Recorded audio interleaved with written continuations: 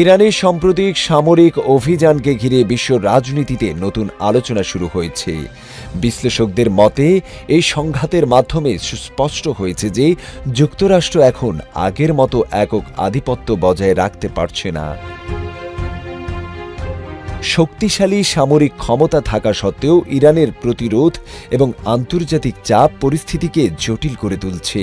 সংঘাতের কারণে বিশ্ব অর্থনীতিতে নেতিবাচক প্রভাব পড়তে শুরু করেছে, ফলে আলোচনার মাধ্যমে সমাধানের পথ খুঁজছে ওয়াশিংটন।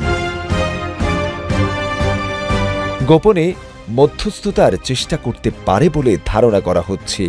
রাশিয়া ইরানের প্রতি সমর্থন জানিয়ে বলছে, বর্তমান পরিস্থিতি বিশ্বের ক্ষমতার ভারসাম্য পরিবর্তনের ইঙ্গিত দিচ্ছে।